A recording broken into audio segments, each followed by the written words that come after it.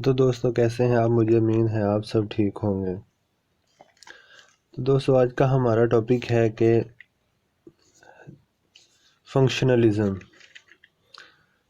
دوستو فنکشنلزم جو کہ نفسیات کا حصہ ہے، یہ نفسیات کے ابتدائی جو اسکول آف تھاٹ ہے ان میں جو ہے یہ شمار کیا جاتا ہے۔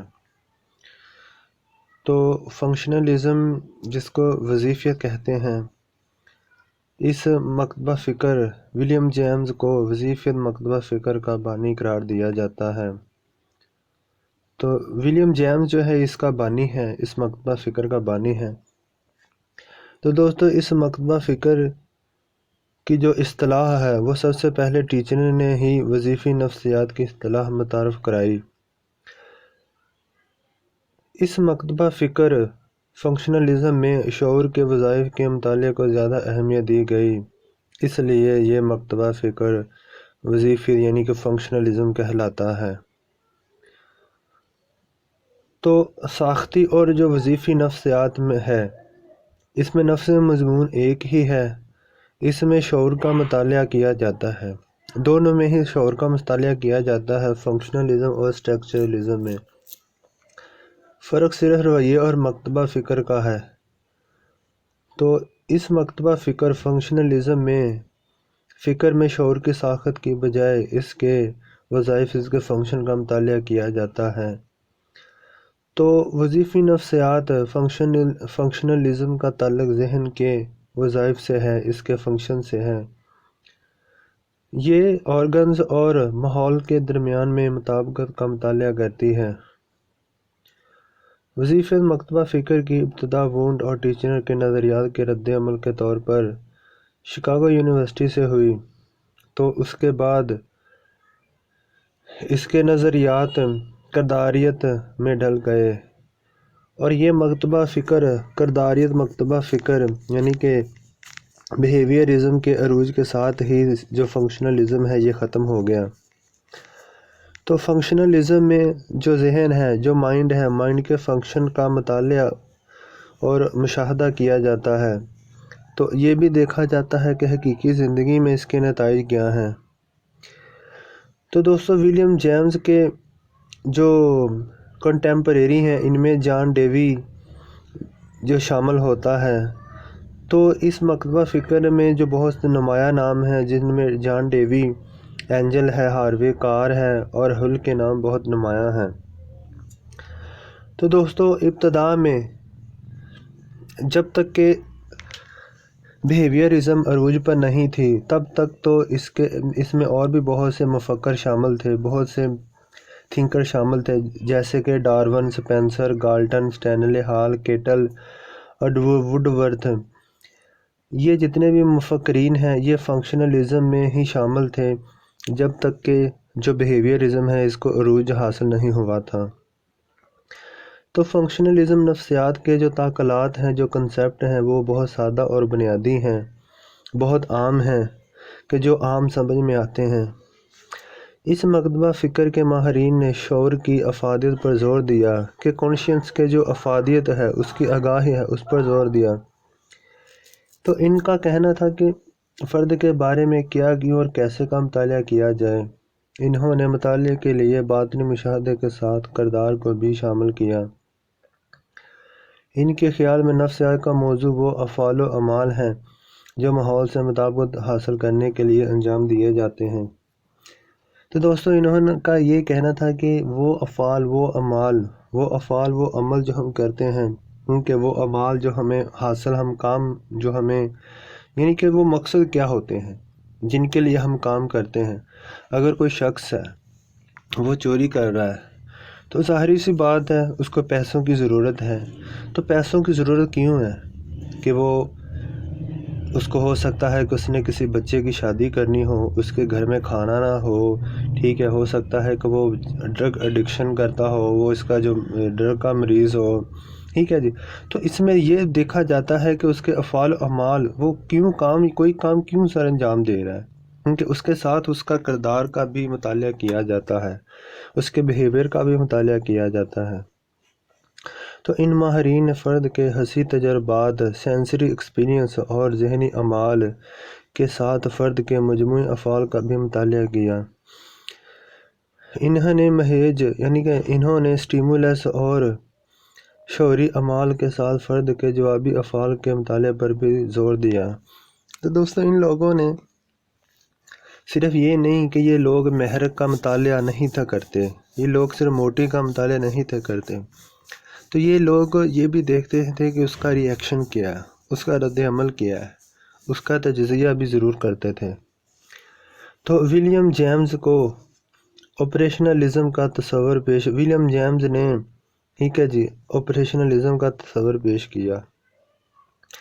تو آپریشنلزم سے مراد کہ کسی بھی جو مظہر ہے، کسی بھی جو فینومینا ہے، اس کی جو حقیقت ہے وہ اس کے تجربات کے ذریعے ہی معلوم کی جا سکتی ہے۔ تو اس کا یہاں پر یہ کہنا ہے کہ کوئی بھی جو عمل سرزد ہوتا ہے، کوئی بھی جو حقیقت ہے، تو وہ ذاتی تجربے یا آموزش کے ذریعے ہی اس کا پتہ چلتا ہے وہ صحیح ہے یا غلط ہے۔ تو ان کا یہ کہنا تھا کہ معلومات کو صرف اس وقت ہی قبول کرنا چاہیے جب وہ عملی طور پر صحیح ثابت ہو۔ تو معلومات کو ایک ایکسپیریمنٹ کے بعد ہی جو قبول کرنا چاہیے۔ تو جیمز نے فرد کے کردار کے مطالعے سے معلوم کیا کہ فرد کس طرح شعوری طور پر محیجات وصول کر کے ضروریات یا خواہشات پیدا کرتا ہے۔ تو ادھر جیمز یہ کہہ رہے ہیں کہ اس نے اس چیز کا بھی مشاہدہ کیا، اس کا تجربہ کیا کہ انسان جو محیجات ہیں وہ کیسے جو ہے وہ وصول کرتا ہے۔ مثال کے طور پر اگر آج ہم دیکھیں تو ہمارے ارد گرد ہزاروں محیجات ہیں۔ محیج بولتے ہیں واقعے کو، کوئی ایسا واقعہ کہ جو اپنی طرح ہماری توجہ کو اٹریکٹ کرے۔ تو آج ہمارے معاشرے میں ہزاروں واقعات ہو رہے ہیں، مگر ہم ہر ایک واقعے کی طرف اپنی توجہ نہیں، یعنی کہ اس طرف نہیں ہم دھیان دیتے، تو ہم صرف اسی واقعے کی طرف توجہ دیتے ہیں جو ہماری زندگی کے لیے اہم ہوتا ہے، جس میں ہماری دلچسپی ہوتی ہے۔ مثال کے طور پر فٹ بال کا ورلڈ کپ ہو رہا ہے، ہر شخص فٹ بال کے ورلڈ کپ میں دلچسپی نہیں لیتا، صرف وہی لوگ لیتے ہیں کہ جو فٹ بال کو کھیلنا پسند کرتے ہیں۔ کرکٹ ہو رہی ہے، ہاکی ہو رہی ہے، یا کوئی الیکشن ہو رہے ہیں، الیکشن میں کچھ لوگ ہوتے ہیں جو الیکشن کے دنوں میں وہ بالکل ٹینشن ہی نہیں لیتے، کیونکہ وہ پولیٹیکل ایکٹیویٹی میں دلچسپی نہیں رکھتے۔ تو یہاں پر یہی وہ کہہ رہے ہیں کہ جو شعوری طور پر جو محیجات ہیں وہ انسان کی ضروریات، خواہشات، دیکھو کسی کی خواہش ہوتی ہے سیاست، اب کھیلوں میں دیکھیں کوئی شخص ہے وہ کرکٹ کھیلتا ہے، کوئی ہاکی کھیلتا ہے، کوئی فٹ بال کھیلتا ہے، تو ہر شخص کی الگ خواہش ہے، تو محیج بھی اس کی خواہش کے مطابق ہوگا جو اس کا سٹیمولس ہے۔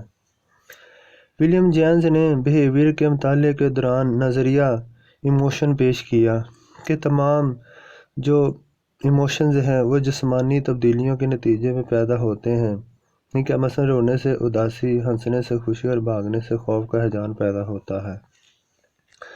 تو یہ جو مکتبہ فکر ہے، اس میں جو ولیم جیمز نے شعوری کیفیات کا مطالعہ کیا، اس کی خصوصیات بیان کی کہ شعور جو ہے وہ ذاتی کیفیت کا نام ہے، آگاہی کا نام ہے، باخبر ہوتا ہے اس سے انسان، اور اس کی جو حالت ہے وہ ہمیشہ بدلتی رہتی ہے۔ تو اس نے شعور کو 2 حصوں میں تقسیم کیا، جس کے لیے اس نے جو ہے شعور کی اصطلاح متعارف کرائی۔ تو یہاں 2 شعور کی جو قسم ہے، حاشیائی شعور اور مرکزی شعور۔ مرکزی شعور جس سے انسان فوری طور پر آگاہ ہوتا ہے، حاشیائی شعور یعنی کہ جو انسان کا لاشعور ہوتا ہے، جو سیکنڈ پوزیشن پر آتا ہے۔ تو دوستو ولیم جیمز نے 1890 میں اپنی ایک کتاب نفسیات کے اصول شائع کی۔ اس کتاب میں جو دماغی جو فنکشنز ہیں، تلازمات ہیں، ٹھیک ہے جی، یعنی تلازمہ انٹریکشن، ادراک ہے، ٹھیک ہے جی، تو حافظہ ہے، حواس ہیں، تخیل، استدلال، جبلت، ہیجان اور اس قسم کے تمام جو موضوعات ہیں ان پر تفصیلی مواد شامل تھا۔ تو یہ کتاب بہت ہی اعلیٰ قسم کی کتاب تھی۔ تو اب تھوڑی سی نظر مارتے ہیں جو دیگر جو ماہر نفسیات جو ٹھیک ہے جی، سائیکولوجسٹ ہے اس فیلڈ سے، ان میں سے ڈارون ہے۔ تو وظیفی جو فنکشنلزم نفسیات ہے، اس پر سب سے گہرا جو تاثر ہے وہ ڈارون کے نظریہ ارتقاء نے قائم کیا۔ ڈارون کے نظریہ ارتقاء کی روشنی میں ازویہ، آرگنز اور ماحول کی ایڈجسٹمنٹ کے مطالعے پر زور دیا جانے لگا۔ اس نظریے نے کردار اور ذہنی عمل کی نشو و نما میں ایک تسلسل کی نشاندہی کی۔ تو مزید کہ اس کے جو ماہرین تھے انہوں نے جانور کا مطالعہ پر توجہ بھی شروع کی۔ کہاں سے؟ تھیوری آف ایوولوشن سے۔ تو اس کے بعد آتے ہیں جی گالٹن۔ تو گالٹن نے ڈارون کا جو نظریہ تھا اس کا عملی اطلاق کیا۔ اس نے انفرادی اختلافات کا تصور واضح کیا اور گالٹن نے انفرادی اختلافات کا تفصیلی مطالعہ کیا۔ تو گالٹن نے جو انفرادی جو ایک انڈیویجولی علیحدہ ہر ایک شخص کا الگ الگ مطالعہ کیا، اس کے ہر ایک عمل کا کوئی ایک عمل ہوتا ہے، اس کا کچھ اب دیکھیں نا، ہم اپنی ایک لائف کے اندر ایک دن میں ہم کئی قسم کے کام کرتے ہیں، ٹھیک ہے۔ اب وہ جو ہر کام کرتے ہیں، ہر کام کے پیچھے ایک الگ وجہ ہوتی ہے، ہر کسی چیز کے پیچھے الگ لاجک ہوتی ہے۔ ہم جب دوست سے ملتے ہیں تو اس سے ہمارا الگ تعلق ہوتا ہے، گرل فرینڈ سے الگ ہوگا، ماں سے الگ ہوگا، باپ سے الگ ہوگا۔ تو ہر کسی چیز کا جو الگ الگ جو ہے نا موضوع ہوتا ہے، ہر کسی کے ساتھ گفتگو کا، ہر چیز کا۔ تو اس حوالے میں اس نے ورثے اور ماحول کی ذہانت پر اثرات کا مشاہدہ انتہائی باریک بینی سے کیا۔ اس مقصد کے لیے اس نے بہت سی جو ذہنی جو ٹیسٹ بھی واضح کیے جن سے ذہانت کے پہلوؤں کی پیمائش کرنے کی کوشش کی گئی۔ گالٹن نے لفظی جو تلازماتی آزمائش بھی مرتب کی۔ تو اس طرح سے گالٹن نے مطالعہ کیا تو اس کے اوپر فنکشنلزم کے اوپر تو اس نے بشماریاتی طریقے بھی متعارف کرائے۔ تو پھر آتے ہیں اسٹینلے ہال۔ اس کا کہنا تھا کہ ذہن اپنی نشو و نما کے دوران ارتقاء کے مراحل سے گزرتا ہے۔ تو جو یہ اسٹینلے ہال ہے، اس کو پہلا جو ہے وہ جینیٹک سائیکولوجسٹ کہا جاتا ہے۔ تو اس نے بہت سی دلچسپی لی تھی تعلیمی نفسیات میں اسٹینلے ہال نے۔ تو اتنے بہت ہی وسیع پیمانے پر جو ریسرچ کی تھی اس موضوع پر، فنکشنلزم کے اوپر، تو اس لیے اس کا بہت نام آتا ہے اس میں فنکشنلزم میں۔ اس کے بعد جیمز کیٹل آتے ہیں۔ تو کیٹل گالٹن سے بہت متاثر تھا، تو اس نے انفرادی اختلافات کو اپنی توجہ کا مرکز بنایا۔ اس نے بھی نفسیات میں شماریاتی طریقوں کے استعمال پر زور دیا۔ تو کیٹل نے مدت رد عمل یعنی کہ ریئیکشن ٹائم، انفرادی اختلافات، ادراک، تلازماتی خیال کے علاوہ نفسیاتی آزمائشوں پر بھی کام کیا۔ تو اس نے مینٹل ٹیسٹ کی اصطلاح سب سے پہلے کیٹل نے متعارف کرائی۔ تو مینٹل ٹیسٹ جو ہوتا ہے اس کی سب سے پہلے جو اصطلاح تھی وہ جیمز کیٹل نے متعارف کرائی تھی۔ تو تھارن ڈائک جس کا نام نفسیاتی آزمائشوں کے ضمن میں نمایاں ہے، کیٹل کا شاگرد تھا۔ اس کے بعد آتے ہیں ووڈ ورتھ وظیفیت مکتبہ فکر کا سب سے اہم مفکر ہے۔ اس نے محض سٹیمولس اور ری ایکشن کے درمیان آرگن کی حیثیت متعارف کرائی۔ اس کا کہنا تھا کہ کردار صرف سٹیمولس اور ری ایکشن سے نہیں بلکہ آرگن کے رد عمل سے بنتا ہے۔ تو دوستو اس کا یہ کہنا تھا کہ کوئی ہم اب کام کرتے ہیں، وہ کام صرف ایک ضرورت ہے، تو دوسری ہم جو یعنی کہ دو چیزیں ہوتی ہیں نا، ایک ہوتا ہے کہ ہم کس لیے کر رہے ہیں، ٹھیک ہے جی، تو دوسرا یہ ہے کہ ہم وہ کیوں کر رہے ہیں۔ ایک ہے کہ ہماری ضرورت ہے کہ ہم نے ایک روٹی ہے وہ ہم نے لینی ہے، ٹھیک، ایک ہم نے روٹی لینی ہے، روٹی حاصل کرنی ہے، ایک تو یہ ہمارا موضوع ہو گیا، اور دوسرا یہ ہے کہ جو کام ہے وہ ہم کر رہے ہیں، ہم کریں گے، کسی کے پاس جا کر مزدوری کریں گے، یہ دو چیزیں ہوں گی۔ تو اس میں جو تیسری چیز ہے وہ یہ ہے کہ وہ ہمارا جسم ہے، کہ جو وہ کام سر زرد کرے گا، جس سے وہ جو کام کرے گا وہ ہے ہمارا جسم۔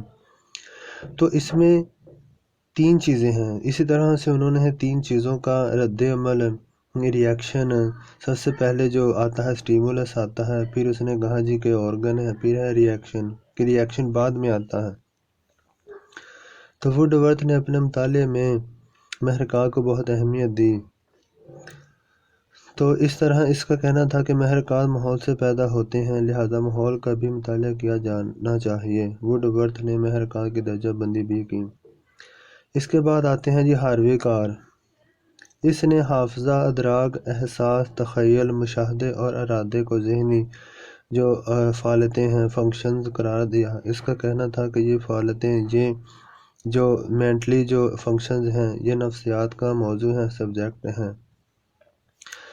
تو وظیفی ماہر نفسیات کے خیال میں نفسیات کا دائرہ کار بہت وسیع ہے۔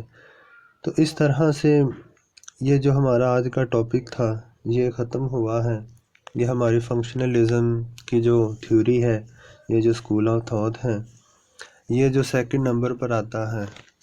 دوستوں مجھے امید ہے کہ آپ کو پسند آیا ہو۔